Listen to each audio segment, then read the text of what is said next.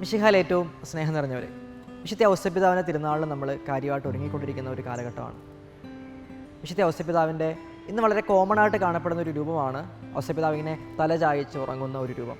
എന്നാൽ ഞാനിത് ആദ്യമായിട്ട് കാണുന്നത് 2015 എൻ്റെ പൗരോഹിത്യത്തിൻ്റെ സ്വീകരണത്തിൻ്റെ ഒക്കെ കാലഘട്ടത്തിൽ ഇങ്ങനെ പട്ടം വിളിച്ച് നടക്കുന്ന സമയത്ത് ഒരു അച്ഛൻ്റെ റൂമിലാണ്.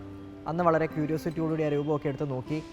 അതിന് താഴെ ഫ്രാൻസിസ് മാർപ്പാപ്പയുടെ വളരെ മനോഹരമായിട്ടുള്ള വാക്കുകൾ ഇങ്ങനെ കുറിച്ച് വെച്ചിരുന്നു. എൻ്റെ ജീവിതത്തിൽ എന്തെങ്കിലുമൊക്കെ തീരുമാനങ്ങളെടുക്കാൻ കഷ്ടപ്പെടുന്ന സമയത്ത് ആ ഒരു കാര്യം ഒരു പേപ്പറിൽ എഴുതി ഈ ഔസേപ്പിതാവിൻ്റെ ഉറങ്ങുന്ന രൂപത്തിന് താഴെ വയ്ക്കും. എന്നിട്ട് ഔസേപ്പിതാവിനോട് കാര്യമായിട്ട് പ്രാർത്ഥിക്കും. വലിയ താമസമില്ലാതെ വളരെ പെട്ടെന്ന് തന്നെ ആ ഒരു കാര്യത്തിന് തീരുമാനമാവുകയും ചെയ്യും. തീരുമാനങ്ങളെടുക്കുവാൻ നമ്മളെ സഹായിക്കുന്ന വിശുദ്ധ ഔസേപ്പിതാവ്.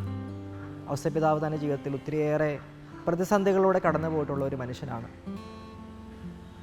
നിയമത്തിൻ്റെ പേരിൽ പരിശുദ്ധ മറിയത്തെ ഉപേക്ഷിക്കണോ അതോ സ്നേഹത്തിൻ്റെ പേരിൽ അവളെ സ്വീകരിക്കണം? ഈ ഒരു പ്രതിസന്ധി ഘട്ടത്തിൽ നല്ലൊരു തീരുമാനമെടുത്ത ഔസേപ്പിതാവ് നമുക്ക് മാതൃകയാണ്.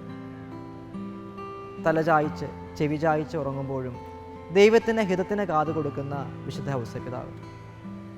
ദൈവത്തിൻ്റെ ഹിതത്തിന് വചനത്തിന് കാതു കൊടുത്തതുകൊണ്ട് തന്നെ ഔസേപ്പിതാവ് എടുത്ത തീരുമാനം രക്ഷാകര ചരിത്രത്തിലെ പ്രധാനപ്പെട്ട ഒരു തീരുമാനമായി മാറുകയും ചെയ്തു.